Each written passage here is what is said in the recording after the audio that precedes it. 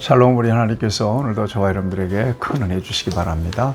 오늘 하나님께서 우리에게 주신 말씀은 느헤미야서 제10장 1절에서 31절까지의 말씀입니다.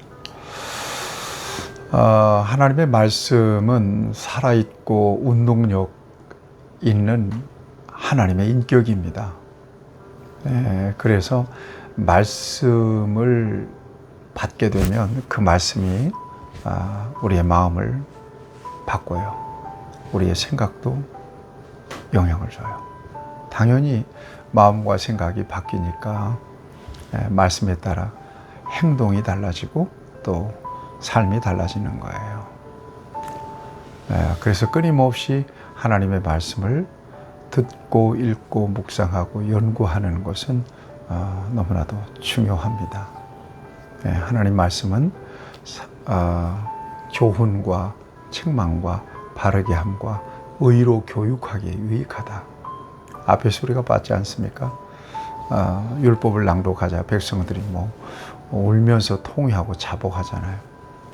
그리고 오늘 보면 말씀도 보면 하나님의 말씀을 인봉합니다. 어제 우리가 말씀을 통해서 봤지 않습니까? 이스라엘 백성들이 여러분 유다 백성들이 여러분 9장 마지막 부분을 좀 한번 보시면 참 좋겠습니다. 우리가 이 모든 일로 말미암아 이제 견고한 언약을 세워 기록하고 우리 방백들과 레위 사람들과 제사장들이 다 인봉하나이다 하였느니라. 죄를 회개하고 하나님의 말씀을, 언약의 말씀을 인봉합니다. 인봉할 때 거기에 사인한 사람들의 명단이 오늘 본문 말씀에 기록이 되어 있습니다. 인봉하는 자는 하가랴의 아들 총독 느헤미야와 시드기야 이렇게 되어 있는데 느헤미야는 우리가 총독인 것을 알고 있고요. 시드기야는 누구죠? 당시 왕입니다. 왕이 먼저 하나님의 언약의 말씀, 인봉한 언약의 말씀에 사인을 하게 되죠. 그 다음은 스라야부터 스마야까지 제사장들입니다. 2절에서 8절. 그 다음에 이어서 레위 사람들을 대표하는 명단이 9절에서 13절까지 기록이 되어 있습니다. 또 백성의 지도자를 대표하는 명단이 14절에서 27절까지. 여러분 십계명 받을 때는 하나님이 직접 사인을 해주셨거든요. 그런데 오늘 보면 유다 공동체가 이제 언약의 말씀을 통해서 언약 공동체로 다시 세워지는 것입니다. 이것을 언약갱신이라고 이야기하죠. 여기에는 이렇게 많은 사람들이 백성을 대표해서 이 지도자들이 서명을 합니다. 이것은 이 말씀을 지키겠습니다. 이 말씀을 따르겠습니다. 이 말씀에 따라서 우리에게 주어진 권한을 행사하겠습니다라고 하는 그런 다짐이 담긴 행위입니다. 아주 올바른 바람직한 그런 모습이 아닐 수가 없습니다. 결국 이스라엘 백성들이 왜 그렇게 고통스러웠습니까? 말씀을 떠나서 그렇게 힘든 역사를 지냈습니다. 포로도 왜 포로 생활을 통해서 그렇게 어려움을 겪었습니까? 역시 언약의 말씀을 어겼기 때문입니다. 그런데 다시 말씀으로 돌아왔어요. 유다 공동체가. 언약 갱신이 다시 이루어진 것입니다. 여러분, 하나님 말씀을 떠나면 저와 여러분들은 세상에서 방황할 수밖에 없어요. 그래서 늘 하나님 말씀 안에서 우리의 삶을 점검해 보는 것입니다. 오늘날에도 똑같아요. 말씀 속으로 들어가야 돼요. 성경으로 들어가야 돼요. 그래야 개인도 살고 교회도 살고 이 시대도 소망이 있는 겁니다. 지금 그런 역사들이 일어나고 있습니다. 자, 그 다음에 여러분 28절 이하에 보면 소명에 참여하지 않은 모든 백성도 이 언약갱신 의식에 참여하는 것을 볼 수가 있습니다.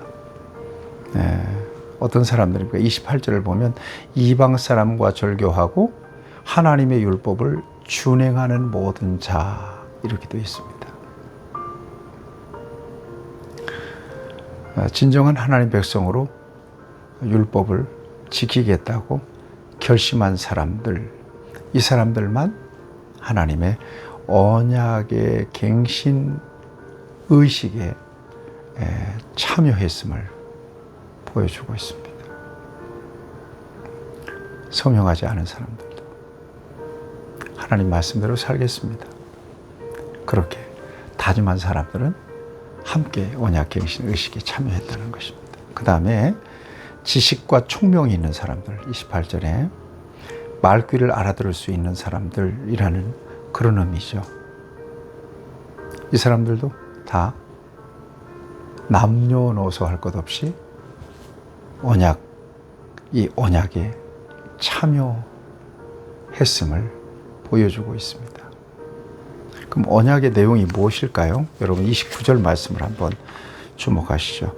다 그들의 형제 귀족을 따라 저주로 맹세하기를 우리가 하나님의 종 모세를 통하여 주신 하나님의 율법을 따라 우리 주 여호와의 모든 규례와 계명과 규례와 율례를 지켜 행하여 30절 보면 우리 딸들을 이 땅 백성에 주지 아니하고 우리 아들들을 위하여 그들의 딸을 데려오지 아니하며 그랬거든요. 아들과 딸을 이방인들에게 혼례시키지 않겠다는 것입니다. 결혼하지 않겠다는 것입니다. 그 다음에 31절을 보세요. 혹시 이 땅에서 안식일에 물품이나 온갖 곡물을 가져다가 팔려고 할지라도 우리가 안식일이나 성일에는 그들에게 사지 않겠고 일곱째 해마다 땅을 쉬게 하고 모든 빚을 탕감하리라 하였고 율법에서 명한 대로 안식일을 지키겠다는 것입니다. 또 안식년에는 땅을 쉬고 빚을 탕감해 주겠다 이렇게 다짐합니다. 하나님 말씀 안에서. 언약의 갱신입니다. 경제적인 손해를 감수하고라도 하나님의 백성으로서의 이 공동체성, 하나님의 백성으로서의 정체성, 이것을 지켜내겠다는 다짐이 여기에 기록이 되어 있습니다.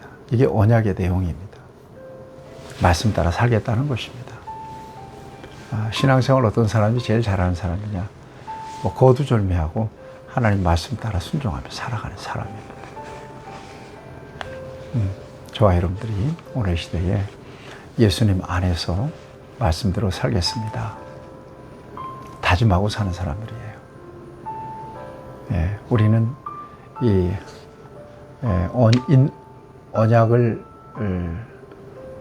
인봉한 곳에다가 우리의 이름을 쓰진 않았지만 이미 하나님의 성령을 통해서 저와 여러분들이 하나님 말씀 안에서 이제 순종하며 주 뜻대로 살겠습니다 라고 다짐하고 그리고 그렇게 약속했기 때문에 언약 안에서 말씀 안에서 하나님의 뜻대로 순복하며 하나님께 영광과 찬송과 기쁨이 되는 그런 삶을 내내 살아갈 수 있어야 될 것입니다.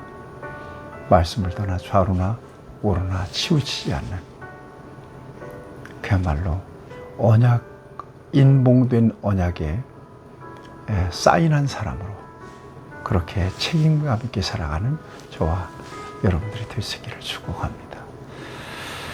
하나님 아버지, 말씀대로 살아가는 것이 관건인데요. 말씀 따라 순종하지 못할 때가 참 많습니다.